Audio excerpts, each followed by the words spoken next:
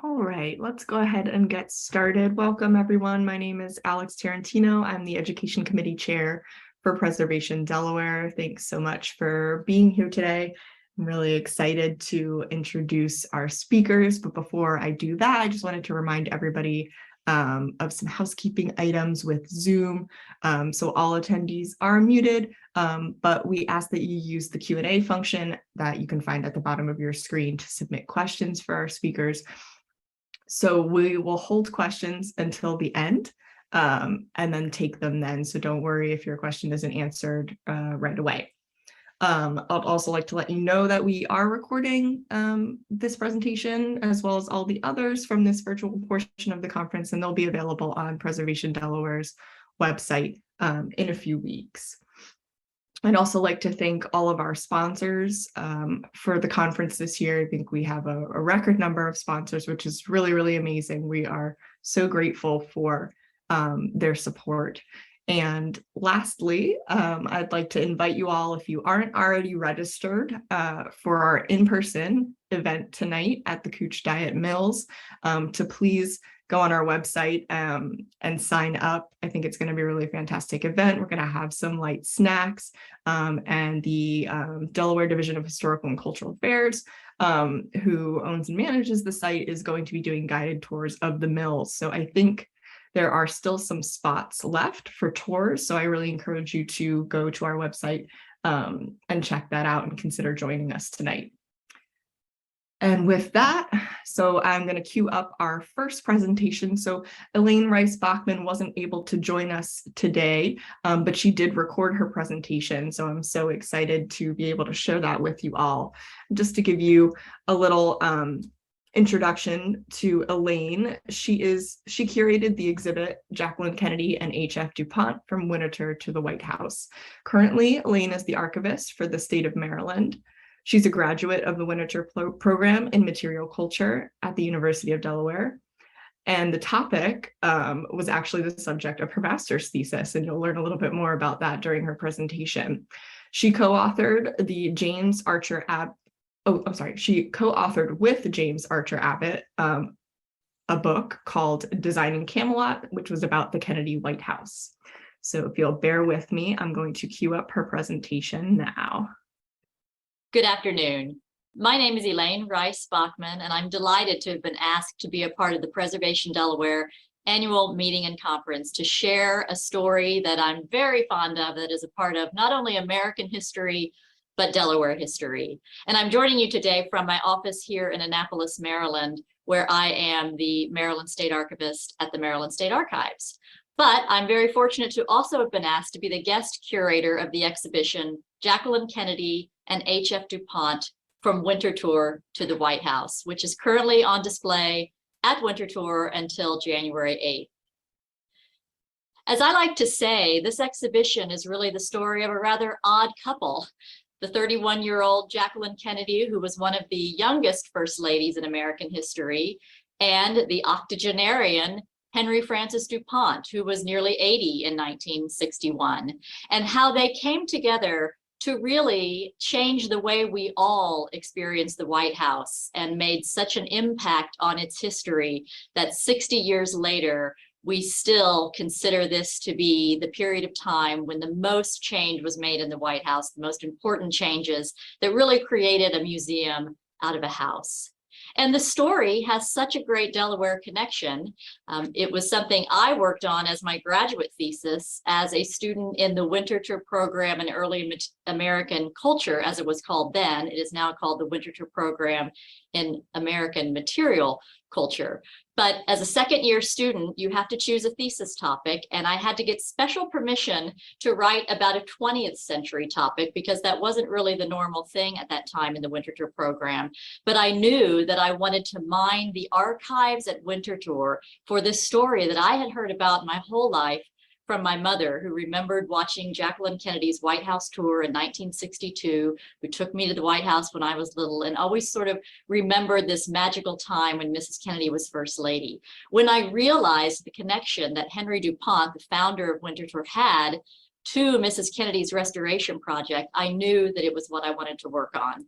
And it was the outgrowth of my thesis and being connected with another scholar, James Archer Abbott, who had a common source in John Sweeney, who was Mr. duPont's curator. He has now passed, but he was a common oral history source for both Jim and me. And he put us together and we wrote the book Designing Camelot in 1997, which has just been reissued in 2021 by the White House Historical Association in honor of the 60th anniversary of the founding of the association by Mrs. Kennedy. And it was because of that book that Winterthur decided to really focus on the story of Mr. duPont and Mrs. Kennedy in an exhibition at the museum. They'd never really told the story in such a public way and asked me to be the curator, because it really was Winterthur that influenced Mrs. Kennedy. And you see a Period magazine article here, the White House redecoration is in Winterthur's image, because Mrs. Kennedy, although she was focused on what she wanted to do in the White House and had definite ideas about the direction it should go, knew that as a new first lady, a young woman moving into a house, she couldn't just be seen as a first lady who wanted to redecorate her home. She wanted to bring a structure to the project, and she knew she needed to have a gravitas, a legitimacy, and that is where Mr. duPont came in. This is just a slide to show you the voluminous archives at Winterthur that I had the great thrill of mining as a student back in 1991 and then revisiting again as a part of the exhibition. And this is just a portion of the hundreds and hundreds of letters between Mrs. Kennedy and Mr. duPont, between the members of their Fine Arts Committee, swatches, designs, all sorts of correspondence that really tell this story. Because only 60 years ago, it's hard to believe, but communication was so entirely different than it is today. All of their communication was written, telegrams, all sorts of wonderful ephemera to put my hands on in the archives to bring this story to life. And here's just an example of what some of that looks like in the Winterthur archives. Not only many handwritten letters by Mrs. Kennedy herself, but letters typed out, formal letters written from different museums and committee members. You see an example of the Fine Arts Committee letterhead at the bottom there, and of course the chairman, Mr. Henry duPont, and the honorary chairman, Mrs. John F. Kennedy, at the center of it all. This is the entrance to the exhibition, which I hope some of you have had a chance to see or will take advantage of seeing. And of course, there they are in all their glamour as we enter in to the exhibition. And as I go through today, I'll try to show some pictures to give you a flavor of what you'll see when you come to Winterthur and what visitors are experiencing. It really requires going back, as I said, 60 years to a time before the White House was thought of as a museum. When Mrs. Kennedy and her husband, John F. Kennedy, were inaugurated in 1961, Mrs. Kennedy remembered a disappointing visit when she was 11 years old, when she visited the White House as a tourist, and she just felt that there really wasn't anything of historical value there. She didn't feel like she got a sense of all the history. And these photographs from the Eisenhower and Truman period kind of give you that sense. Perfectly nice rooms, formal rooms, but you might be in a hotel and not the White House.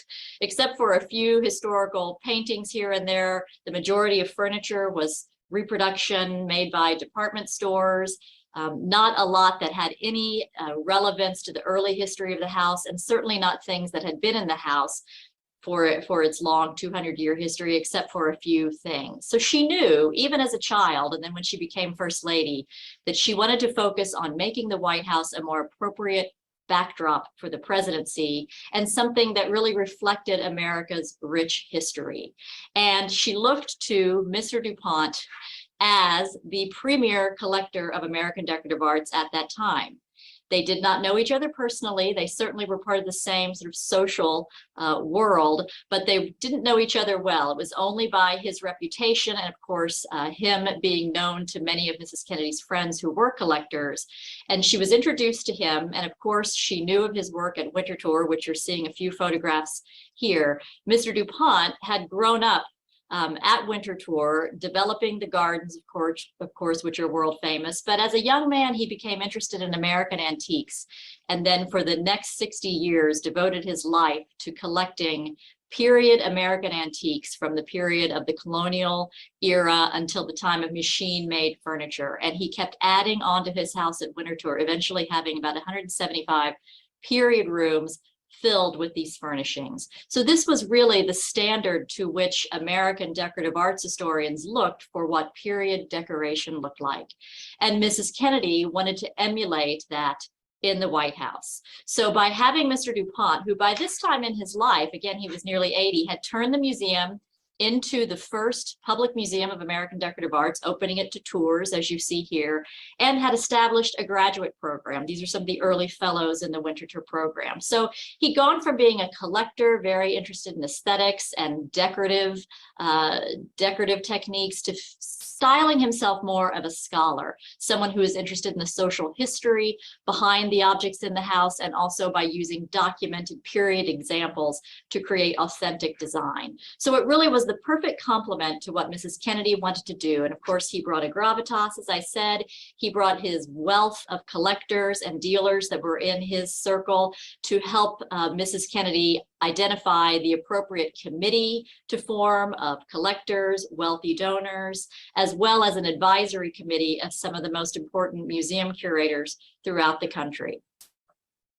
She made one visit to Winterthur during the time when they were just getting started. It was in February of 1961, just a month after she moved into the house, that she invited Mr. duPont to be chairman, and they just got to work right away, which is all wonderful to read about in the archives. But she made one visit in May 1961, and it was quite fun to rediscover some photographs of that visit that had not been seen in 60 years. So here she is on the very famous Montmorency Stair Hall in Winterthur, and visiting the duPont dining room, looking at the silver tankards by Paul Revere and the Chinese porcelain on the table. And she, like all of Mr. duPont's guests, signed the guest book when she came into the entrance of the museum. And there you see the book on the left and the page open to her signature, Jacqueline Kennedy, her address simply the White House. And some of the things we feature in the exhibition are these letters between Mr. duPont and Mrs. Kennedy. And this is her very famous thank you note to Mr. duPont that she wrote the day after her visit, saying that she had an ambition for her old age, that she and her husband would become gatekeepers at Winterthur, which is very poignant. She also, at the end, says, it's marvelous that the country can produce someone like the astronaut, but I think it is much more awesome to have someone like you. And this really does reflect the colloquial relationship they had and the closeness that they had in working on this project together. What started out as a very formal, deferential relationship, you know, she being really of another generation, turned into a really close collaboration with lots of wonderful correspondence. And throughout the exhibition, as you can see on some of these panels that I'm showing you, we've pulled out quotes between the two of them in their correspondence. This is a panel devoted to the founding of the first curator's office in the White House, because it should be noted that until Mrs. Kennedy's project in working with Mr. duPont, there had never been any protection for the furnishings in the White House. When things got out of fashion or disrepair, they were auctioned off or given away. So there had never been any protection to create a permanent collection. They changed all that by founding a curator's office. The first curator here on the right is Lorraine Waxman Pierce, who was a graduate of the Winterthur program, another Delaware connection. And they founded legislation in 1961, creating the interiors of the White House as protected by the National Park Service, just like the exterior was. So now they can have a permanent collection, and going forward, anytime furnishings were added to the house that did not want to be displayed, if a future First Lady decided to change things, nothing would be alienated from the collection. It would simply be put in storage and cared for by the Smithsonian. Very important structure she put in place. More photographs of Lorraine Pierce and Mrs. Kennedy looking at some of the treasures, because one of Mrs. Pierce's jobs was to go through the house and identify what did have historical value, what was already there whose history might have been lost, that she could return and restore and acknowledge what connection it had to the past. And it was Mrs. Pierce who wrote some of the first really scholarly articles about the White House collection, putting it in to Antiques magazine, and again, bringing that legitimacy to this project that Mrs. Kennedy was undertaking. Mrs. Kennedy very famously said this was not a redecoration, it was a restoration. And it was because of the participation of Mr. DuPont, of having a curator, that she could really assure the American public that this was something being done to restore the history of the house. One of the projects that Mrs. Kennedy was very focused on was creating a guidebook for the White House. Many of her husband's advisors thought this was sort of a tawdry thing to do. It was going to commercialize the White House, but she stuck to her convictions and published a guidebook in 1962, largely written by Mrs. Pierce, and proudly gave Mr. DuPont #3 off the printing press here. And we have on display this first guidebook with her note to Mr. DuPont, thanking him for his contribution. The guidebook was also a way to raise money for this project because although Mr. DuPont and many of the Fine Arts Committee members donated funds for things to be acquired, Mrs. Kennedy knew she needed to find a source of funding to keep this project going. So by founding the White House Historical Association, publishing a book that was sold for $1 a copy to visitors, she was able to start to build a fund to not only maintain the collection, but to acquire things. The first 600,000 copies of this book were sold immediately, and it's now in its 26th edition. At the center of the first room in the exhibition, we really focus on what was the pivotal moment in the restoration that really resonated with most Americans, and that was Mrs. Kennedy's television tour that aired on Valentine's Day, 1962. And we were so honored to have the red suit that is displayed by the John F. Kennedy Museum and Library in Boston loaned to us for the exhibition. And I found the Museum of Broadcast Technology in Rhode Island, worked with them to have period CBS cameras of the time period to focus this sort of central area of the exhibition on this very pivotal moment of the television tour. And many people up until that time had never heard Mrs. Kennedy's voice, and they had no idea the depth of knowledge that she herself had about the project. And so one of the other things on display, you can just see it behind her suit here, are 3 of the original pages in her own handwriting of her narration for the tour. She did the research herself. She decided what objects would be shown, and she determined the route. So it was really very much her own interest that came to bear on this television tour, and it made a huge impression on America. Of course, at that time, so many people had television. It was the most watched television show in history up to that point, with 80 million viewers. And here you see those pages on display. In fact, the producer of the television tour, Perry Wolf, actually wrote a book about it, and it became a bestseller. And that's my personal copy over there, 75 cents, and all my Post-it notes with all the relevant research material.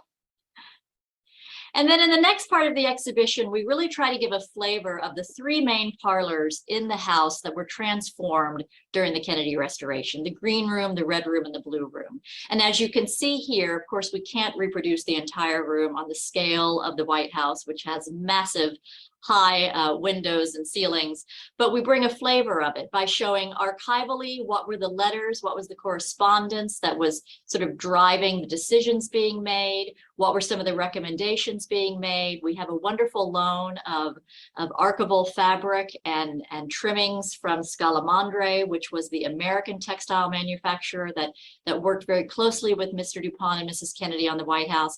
And we see a recreation of the period curtains at the time and some of the fabrics and how the room sort of evolved from the time when the Kennedys moved in under the influence of Mr. DuPont and the other advisors. And here, the red room, an American Empire style room. Again, wonderful iconic fabrics on loan from Scalamandre, and some of the correspondence between the various advisors. Wonderful quote on the wall, because Mrs. Kennedy and Mr. DuPont, as much as they did collaborate, they did disagree on certain things. She had a real preponderance for French decorative arts and French design.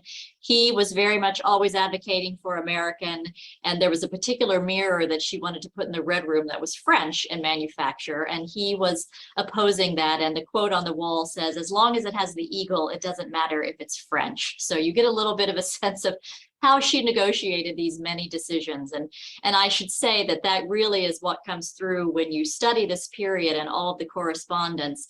She was very much, for such a young woman, very self-possessed, very directed in what she wanted to do. And she was able to manage some really large personalities, not only Mr. DuPont, but as we get into the Blue Room, the French decorator Stéphane Boudin, who was very much unknown to the American public. He was a society decorator in France. He had decorated palaces. His clients included the Duke and Duchess of Windsor, and he was very well known to some of Mrs. Kennedy's advisors, including Jane Wrightsman, who was one of the major underwriters of the project and entirely underwrote the transformation of the Blue Room. So it was in the Blue Room that the French decorator really had the most control, and that led to some interesting observations by Sister Parrish, who was another decorator, Mrs. Henry Parrish II, who was involved, and Mr. DuPont.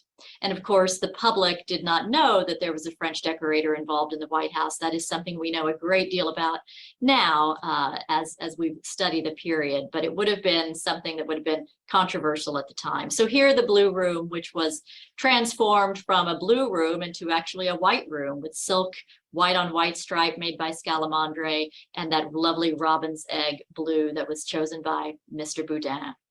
So we tell the story there of the Blue Room. And then in addition, in the exhibition, this relationship that Mr. DuPont and Mrs. Kennedy had was also a social one, because she made sure to invite Mr. DuPont and Mrs. DuPont to all of the state events that were held at the White House when they were working together. And so there's wonderful archival menus, place cards, and ephemera from those events at the White House, including some wonderful images. Down here, the first event, state dinner that the Kennedys held, was actually not at the White House, but on the lawn at Mount Vernon. And here is Mrs. Kennedy with Mr. DuPont seated at her table. We talk about the wonderful transformation of entertaining at the White House. In fact, the Kennedys built a stage in the East Room so that they could feature the best of American performing arts and vocalists. And here they're greeting Grace Bumbry, who was a mezzo-soprano who was famous in Europe, but she was a native of St. Louis, but because of Jim Crow laws could never perform in America. So she actually made her American debut at the invitation of the Kennedys in the East Room in 1962.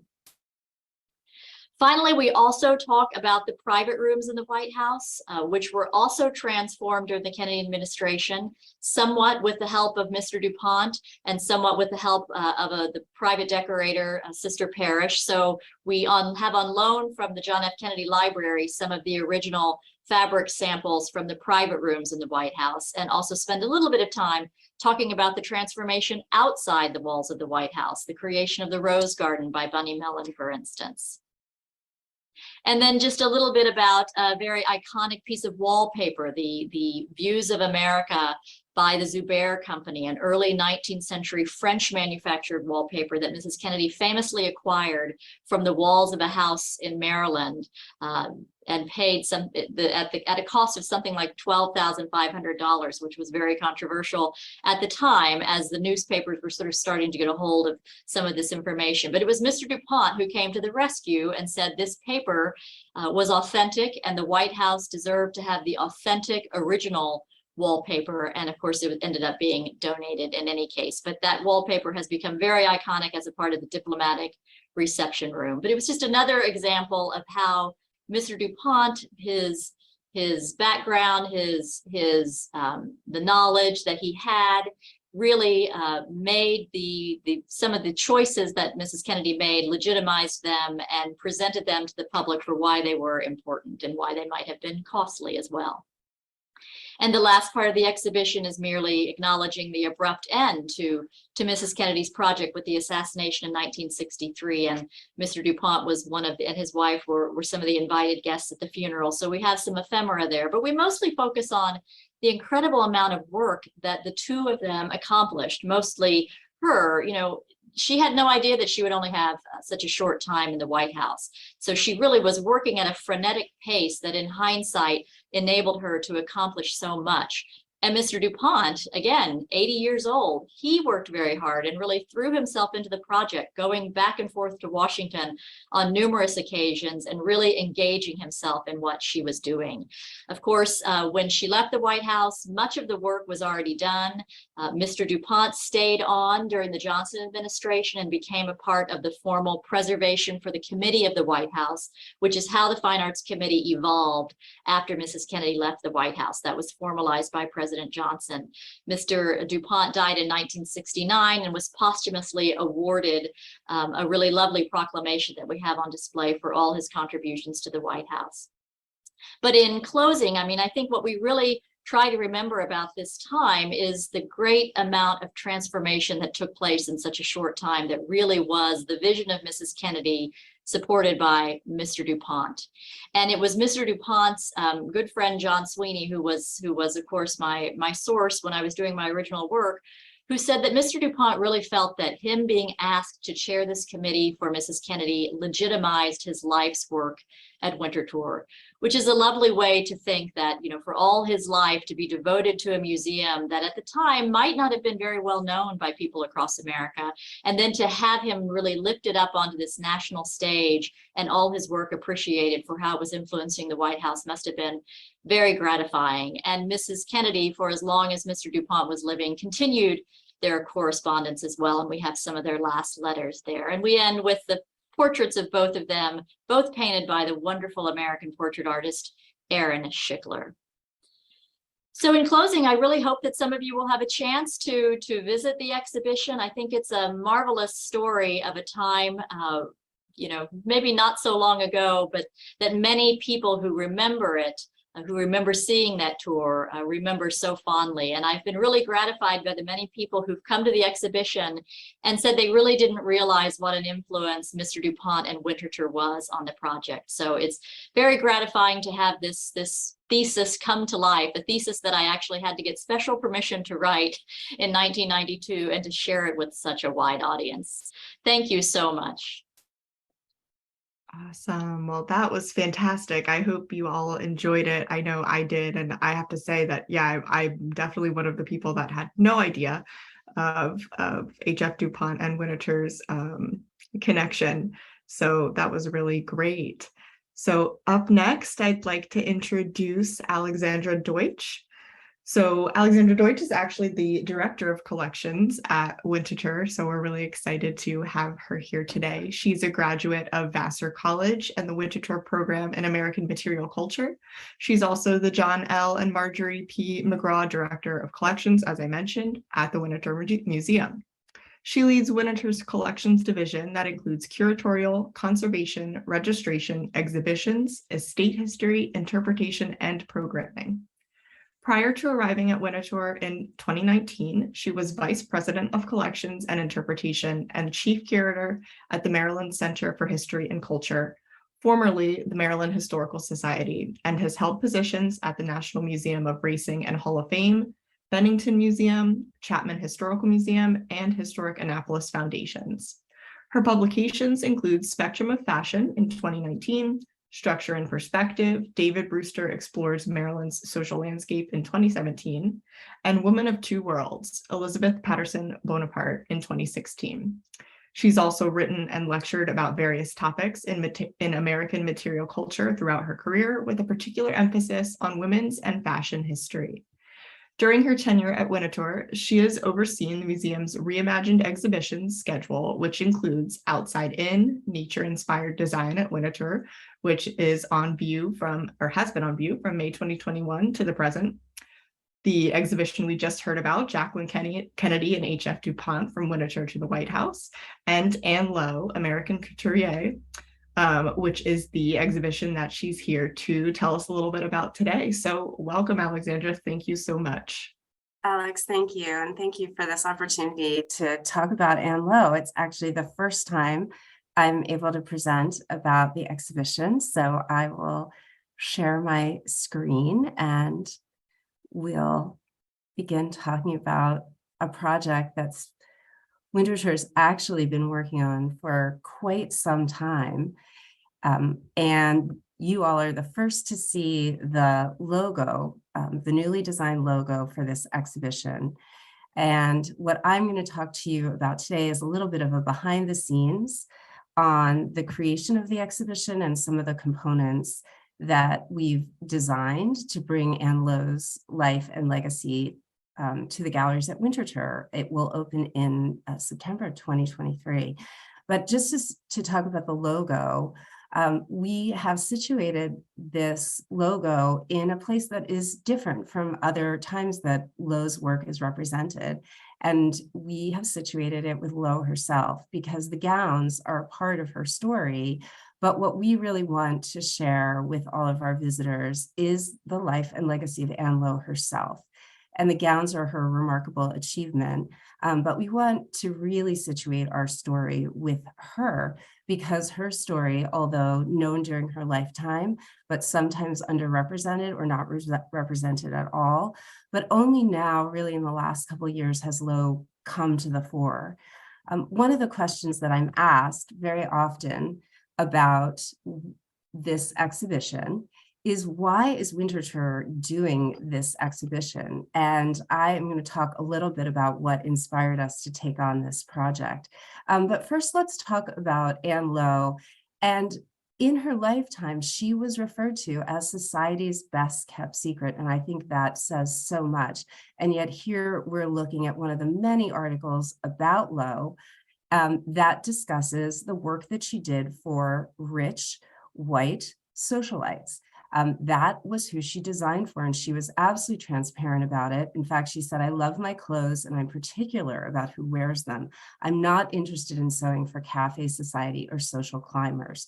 She was adamant about that, so much so that in speaking to actually a family in Detroit, a Black family, that they had mixed feelings about Lowe because of her almost exclusively white clientele.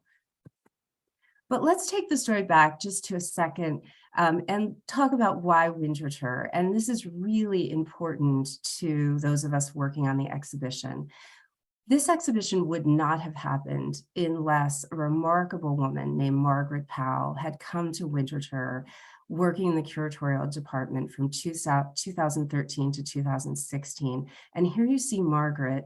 She was a graduate of the Smithsonian Associates program with a master's degree and was pursuing a career in museum work. Margaret came to Winterthur to the curatorial department to work on the Dominy collection of tools and related objects. The Dominy collection at Winterthur is one of our most iconic collections that came to the museum in the 1960s, and we have recreations of the Dominy shop in our galleries. And here's Margaret doing cataloging of the tools. And so while she was at Winterthur, she was clearly seen to be a star. And in fact, Linda Eaton, my predecessor as director of collections, did all that she could to hold on to Margaret because she was such an extraordinary talent. And here's a great quote from Elaine Nichols from the Smithsonian, from NAMOC, and that talks about Margaret as a brilliant writer and scholar and how she invested herself so in working on the history of Anne Lowe. Also, it is due to Margaret's efforts that NAMOC now holds 32 items in their collection that are attributed to Lowe. So when I arrived at Winterthur, although Margaret had passed away in 2019, her memory loomed large in the minds of so many who had worked with her because she had gone on to touch everyone who had ever come in contact with her through her work on Lowe. And particularly after she left Winterthur to go to the Carnegie Museum, there had been a hope that Margaret would curate a large-scale exhibition devoted to Lowe that would open at the Oakland Museum. And Rachel Delphia, one of the curators at the Carnegie, wanted so much after Margaret's passing to still see this show come to fruition that I connected with her and with the staff at Winterthur. We decided that Winterthur would be the home, if at all possible, to do this exhibition, which really we see as a tribute and a memorial to Margaret, who was such an esteemed scholar, unfortunately, whose career ended all too soon. What started Margaret's journey to Anne Lowe's history was that after her graduation at the Smithsonian, she spent a time interning at Hillwood Museum. And there she began to look at a gown attributed to Anne Lowe. And here you see an image of it. This gown will be in Winterthur's exhibition. And it was there that Margaret was captivated by this story of this Black designer whose name she had never heard of and whose name many people had never heard of. And Margaret, being a passionate researcher, even though she was going on to do other work, continued to delve into Lowe's story. Recently, Lowe has received considerable attention, really a level of attention that even surpasses what had happened in her lifetime. And here you see the New Yorker article from March of 2021. This was a large-scale article in which Margaret Powell is quoted, as well as Elizabeth Way, the guest curator for Winterthur's exhibit, is extensively quoted in this article. And because it was in the New Yorker, people who don't necessarily follow fashion history were reading this and learning about this largely hidden figure in the history of American fashion. And then most recently on the right, you're looking at a period room from the Met, from the American wing.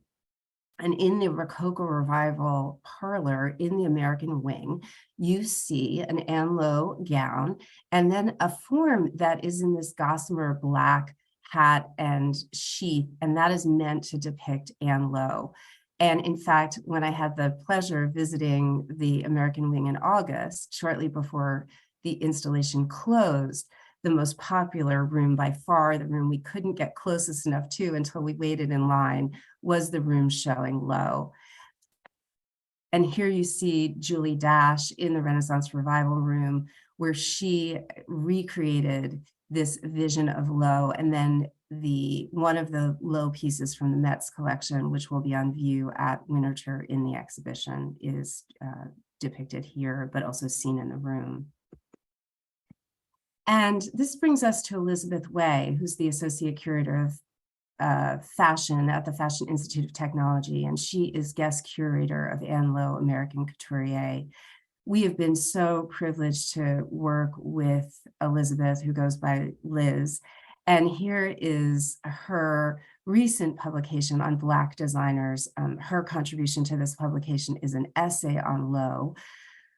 Elizabeth was fortunate to be able to meet Margaret Powell, and they crossed briefly and shared a mutual love of Lowe, but also a real passion for discovering these forgotten histories of Black designers and dressmakers going all the way back.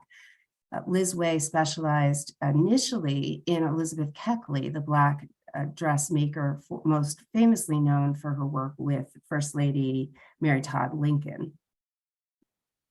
But let's take it back to Lowe, and how did Lowe get to a place of notoriety in her lifetime? Now, keep in mind, this is a woman whose career evolves in Jim Crow America at a time when Black dressmakers' names often were maybe known in a community, but certainly not ever known more widely and not receiving the kind of attention Lowe eventually attains, particularly in the 1950s and 60s.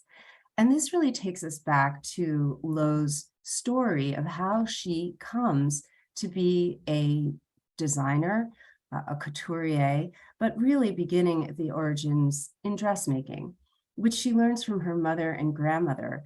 Lowe grows up in a small town in Alabama, a town of some elite families, but Clayton was not an epicenter of fashion. And she, as a child, is learning, watching her mother and her grandmother sew for members of the Clayton community and adjacent communities, exclusively sewing for more affluent women, and largely, again, with a white clientele, really catering to that level of society who could afford to have custom clothing.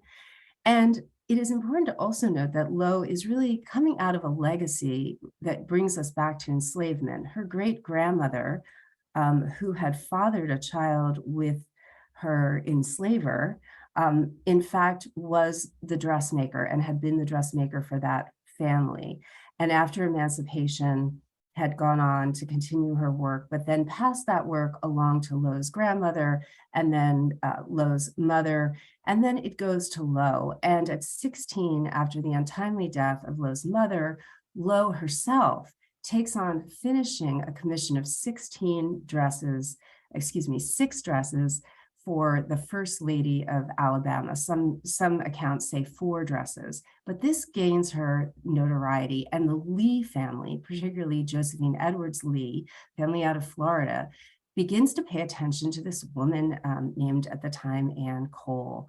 And Anne Cole Lowe is invited by the Lee family to come live in Florida, and there she works for Mrs. Lee and for the twins, Rosemary and Louise, begins making all the family's clothes. Rosemary and Louise were, as I said, twins, and for their entire lifetime, they dressed identically. And here you see them in identical clothes almost. And Lowe ends up making all their clothes, making their wedding gowns. They marry brothers on the same day.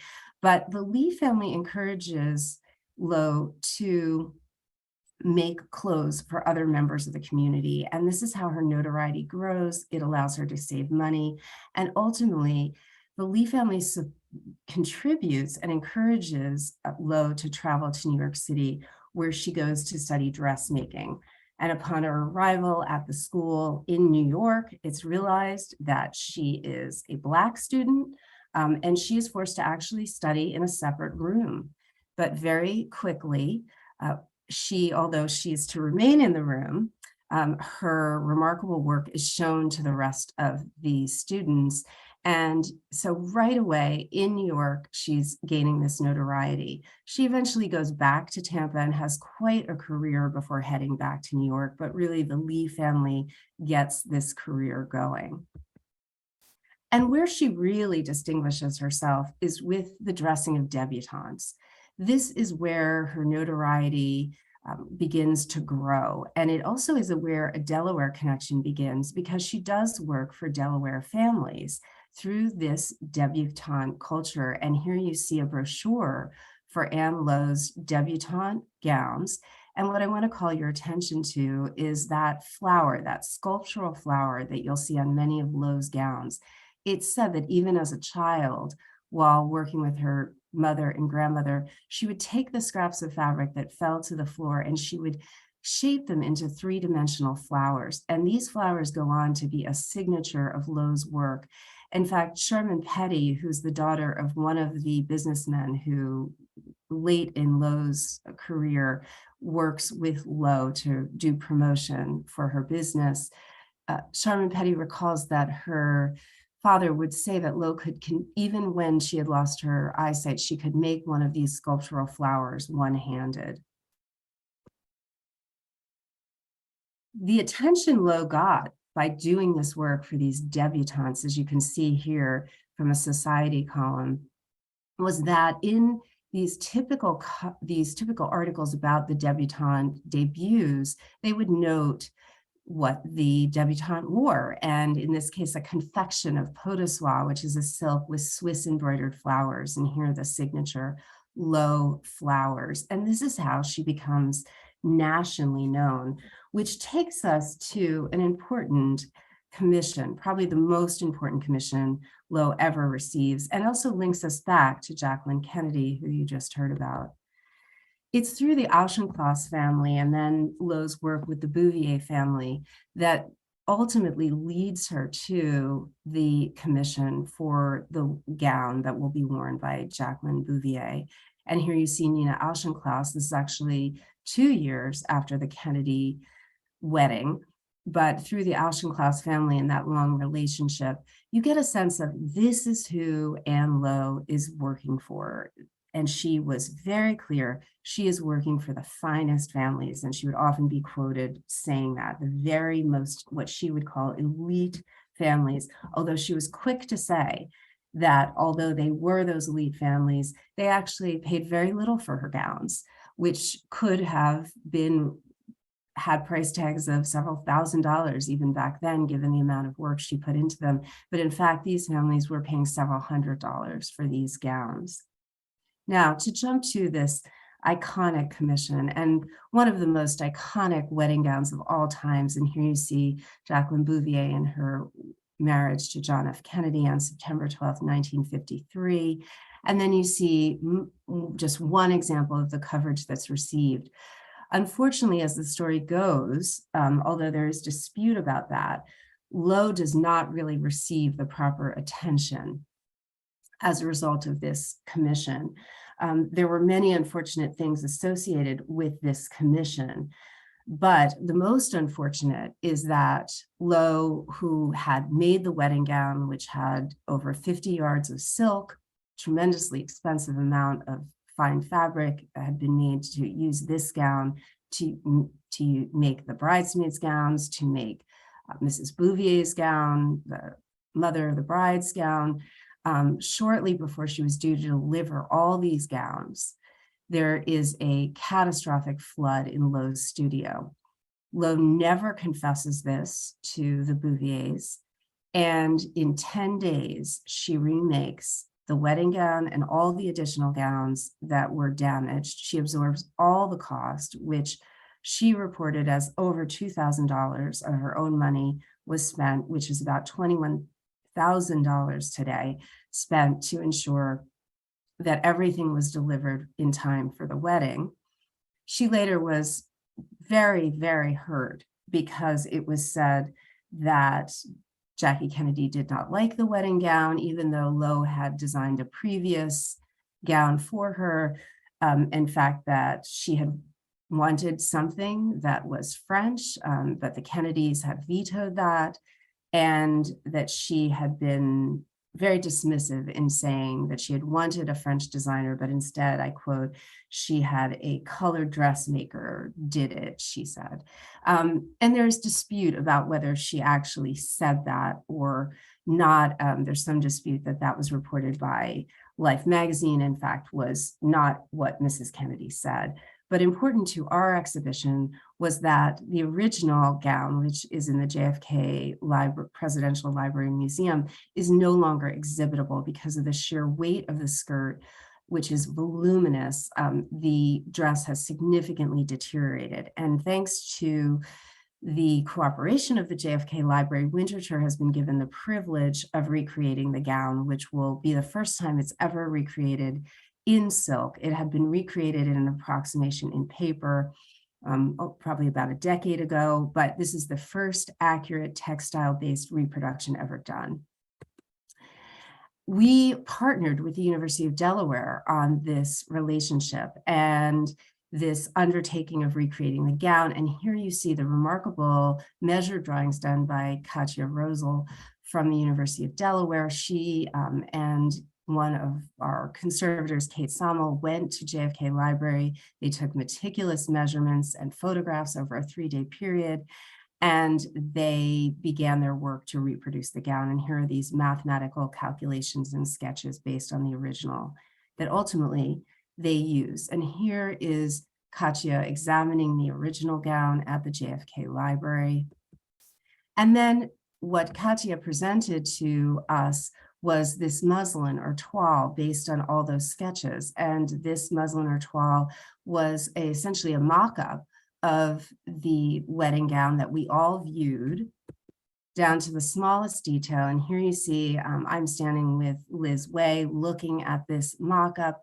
In your upper right, you see Kim Collison, the curator of exhibitions at Winterthur. And what you see is that in that odd photo just at the bottom is that Katja had modeled in various materials these tiny orange blossoms that are replicas of the original that are on the wedding gown, and she did them in various materials. And what we're looking closely at is which one is the closest to the original, and that's what Kim is looking at. And ultimately, we chose the ones made out of Sculpey that Katja had created. And then we had the thrill just this week of having Alan Price, the director of the John F. K. Presidential Library and Museum, join Katya and Kate Salmel, the head of our conservation lab, to view, and we're just teasing you with a glimpse of the reproduction of the wedding gown. And Alan spent 2 days with us. The first day he was part of creating the exhibition film that will highlight the making of this wedding gown.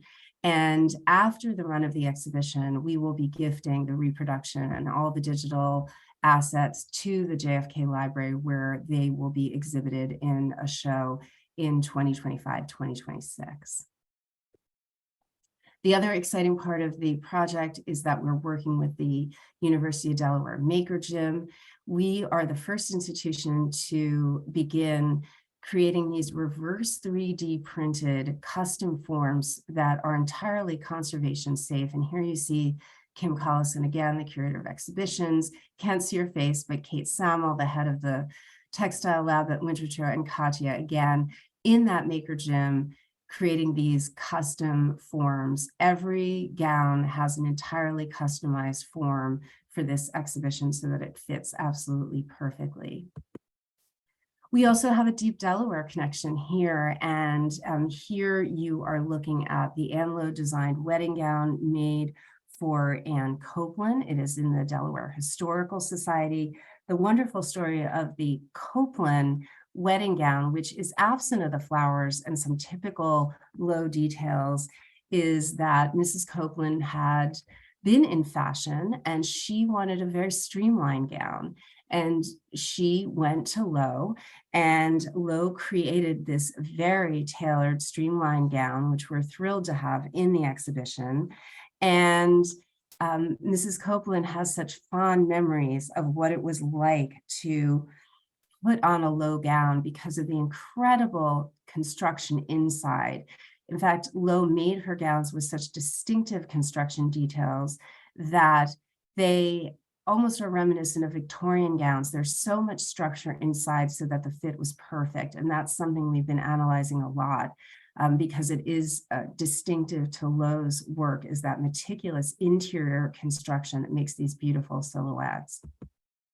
And here you are seeing press photos for Lowe, and I spoke about how in the 60s, but even in the 50s, she's getting increasing notoriety. On the left, that is a gown that is now in the collection of Namak, and then on the right, that gown that is at the Met. The article in Ebony is often cited. It is important because here you also get a glimpse of how Lowe branded herself. The black sheath, the black hat, that is what was captured in those forms that you see at the Met. It takes us back to Coco Chanel and really branding herself as that couturier. I also want to note the heavy glasses that Lowe wore. Lowe suffered with constant struggles with her vision and eventually does go blind at the end of her life, and struggled to continue to work even as her eyesight was failing her. Here, a classic example of a Lowe gown, these wonderful three-dimensional details, this one from the Missouri Historical Society, which will be in the exhibition.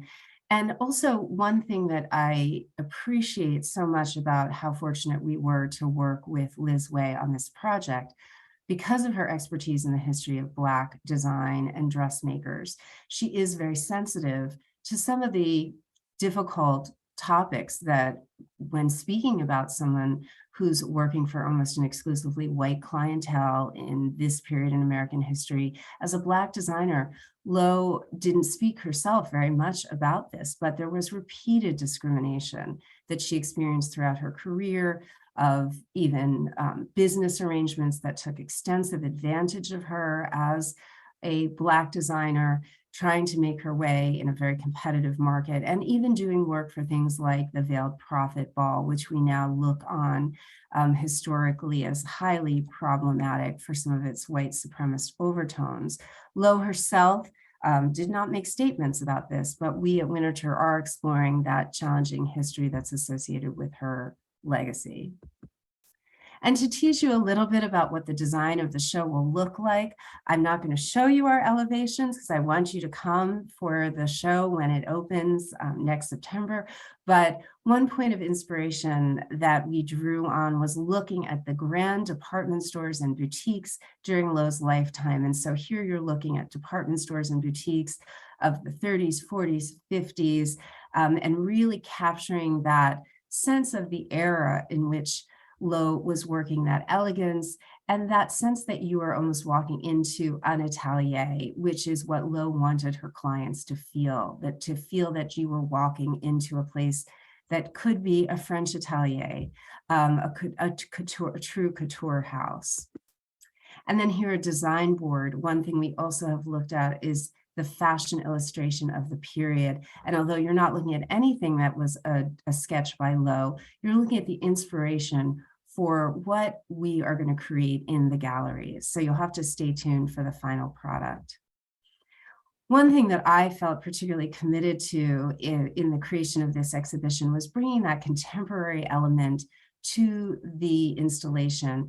And we've been very fortunate to make great connections with Black contemporary designers, many of them internationally known, but also two local designers, two Delaware designers, Sean Baron Pinkney and Asta Beeks, whose work will be inspired by Lowe and will be on view in the house at Winterthur during the Yuletide season. But incorporated into the galleries, we will have the works of several major contemporary designers, including B. Michael. B. Michael sees himself very much as an inheritor of the legacy of Anne Lowe. The barriers that Lowe broke for Black designers cannot be overstated, and many of the designers we're working with, including Tracy Reese, who you may know from her work with First Lady Obama, will speak about the barriers that Lowe broke down despite her struggles.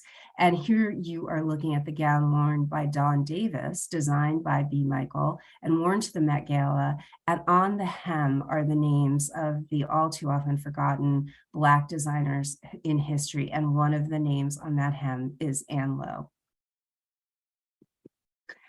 And just to remind you, September 8th, 2023 through January 7th, 2024, the show will be in the galleries at Winterthur.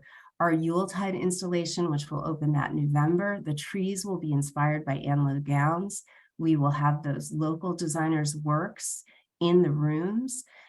We will be hosting a day-long symposium to talk about the life and legacy of Lowe, which will also be incorporating the voices of many contemporary designers, giving commentary on some of the continuing challenges that designers of color are facing in the fashion world today. And we hope that you'll join us. And I so appreciate the opportunity to debut much of this information about this show that we're all looking forward to happening at Winterthur. Thank you. Alexandra, thank you so much. That's really fascinating and so cool to have this sort of behind the scenes look. I mean, it's clear how much work goes into, and it probably doesn't even cover half of it, but just how much work goes into planning an exhibition like this. It's really amazing. Thank you. We do have a couple of questions coming in. So let's see. So the first question, did Miss Lowe have staff? That is a great question. And yes, she did. And we will talk about that in the exhibition. She had an ebb and flow of staff. Actually, back in the Tampa days, she had grown enough during even her period with the Lees that she had helpers. It is actually said that when she had to undertake the remaking of the gowns for the Bouvier-Kennedy wedding, that she had to enlist anyone who could help her to pull that off. So yes, she did have staff. One thing I should note, though, is that the chronic financial struggles she faced throughout her career is one of the reasons that there's a constant ebb and flow of the number of staff who worked with her. Thank you. Okay, that makes sense. So we have two questions that maybe are kind of linked in some way. Maybe one of the questions is more of a comment, but just to say that that the attendees are truly impressed with the work you and Winterthur have done to share the history of this wonderful Black designer, that they're proud to share this information with their children. So I think, that kind of underscores the importance of an exhibition like this, kind of highlighting and giving Anne Lowe, her platform and, her recognition in some way. And then it sounds like, making the connection to today and designers today. So the question that's maybe kind of connected is it challenging to connect everyday museum visitors to an artist and some material culture that could be seen as elitist and exclusive? And what are some of the curatorial strategies you employ to make the subject matter more relatable to the average visitor? I think this is absolutely critical to all our discussions now, and it is a challenge. It is a challenge for us actually to get voices that come from different perspectives on what we're exhibiting. And I think Lowe is no different. One thing that was particularly important to us was to work with a variety of voices, and that's something that Liz Way has been deeply committed to, in talking to people who have different perspectives on Lowe's work, because we can't tell her story without acknowledging that this is by her own definition, a white clientele. I think one of the most powerful things for me actually was talking with a person who grew up in this family in Detroit, where she openly admitted that her family felt very conflicted about Anne Lowe as a Black family who was wearing the highest end fashion, to feel that Lowe would come out in interviews and say, I only serve certain families, and those families were white. And so I think we have a responsibility to have that acknowledged, but also get as many voices as we can into the interpretation, into the programming. I also think that bringing it into the contemporary makes it relevant. Having designers who are working today, having designers that can really speak to Anne Lowe too, engaged in unfavorable contracts. She had clients of great wealth who tried to underrate, undersell, not acknowledge her as a designer. That is not actually vastly different from the stories of designers of color today, and getting their voices to the table and having that openly presented for visitors to consider, I think is so important. And it's an ongoing challenge for us at Winterthur to make that commitment, whether it's the Lowe exhibit or any of the material that we have in our collection. That's great. Well, then, I'm really excited. It just sounds like such great work. That's so interesting. Let's see. I'm looking here. So, did she ever travel to Paris or maybe, other countries in Europe and see an atelier there? So she does go to Paris, and interestingly, she goes to Paris shortly before the Kennedy wedding gown, the Bouvier wedding gown, which makes it all the more interesting because she is deeply engaged in French fashion. She certainly had the capacity to, in 1953, have mimicked a French design, which is what Jackie allegedly said that she would have preferred.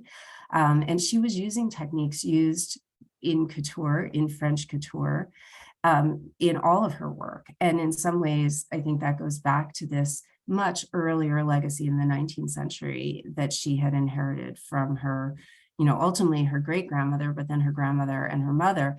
These truly what we assign now to say these are couture techniques. So these inner structures of the gowns, this kind of rigorous boning, these incredibly technical skills. If you think back to the drawings that Katya did of the reproduction, that level of skill really distinguishes couture. So Lowe, yes, she did make it to Paris, but when you look at some of her work, you can see that there's a distinctly American quality to it. And I definitely would point to the Copeland wedding gown as a great example of that. That's amazing. And I'm thinking of, I did write down a note for myself about the 3D flowers that you mentioned sort of became her signature as sort of an interesting detail. I don't know if there's anything else you wanted to add about that. That was just something that I don't know, it resonated with me. I kind of liked it. It's so fabulous. Actually, it's been a huge point of inspiration for us programmatically as we think about what we're going to offer to visitors and visitors of all kinds, including families. And so one of our tours of the house is actually going to draw its inspiration from Lowe's work on these three-dimensional flowers. Photos don't do justice to them. That's why they really have to be seen in person, but they are so sculptural. And the other thing that Lowe did, which I didn't really go into, is it's called fussy cutting. She would cut the outline of these laces to also bring these floral motifs to her gown. And so this love of floral, this love of feminine, this dimensionality of her gowns, no matter how beautiful the photo is, you can't appreciate it. And so we'll really be exploring that. I'm hoping we have a workshop on how to make your own Lowe-inspired three-dimensional flowers. That would be really fun. I don't know if that's targeted to children, but it's I think No, that we're hoping it's we'll do one for families, and we might do one that's more for people who, want to create it into a pin or create it into some wearable art. But definitely that's going to be a big part of our programming. And we do a lot of family programming. And so we are excited to translate Lowe's legacy to everybody. I also should say that Margaret Powell was in the middle of writing a children's book when she passed away. She also had a book deal with Simon and Schuster.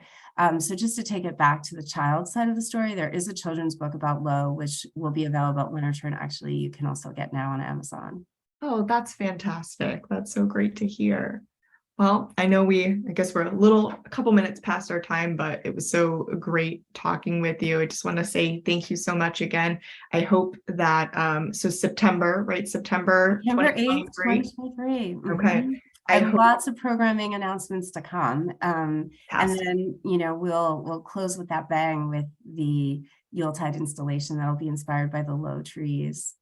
It sounds really, really wonderful. I'm looking forward to that. I know I will make it a point to go, and I hope everybody who's here today does as well. So Alexandra, thank you so much again for your effort and your time today. We really appreciate it. Thank you to Elaine. I know she's not here with us, but we appreciate her recording her presentation in advance. And I just want to say this is our last virtual presentation of this year's conference. So Alexandra, thank you for helping us to close it out. I think it's been really successful. We've covered a variety of topics and just had a lot of great discussion. So we're really excited about that. So again, tonight, our in-person meeting starts at 5 at the Cooch Diet Mills in Newark. So that's where I'm headed after we wrap up here. And I hope some of you all will too. It'll be great to go outside for a little bit today, have some snacks and mingle and get a chance to take a tour of the mills. So again, I just want to thank you all so much for attending, and hopefully we'll see you soon.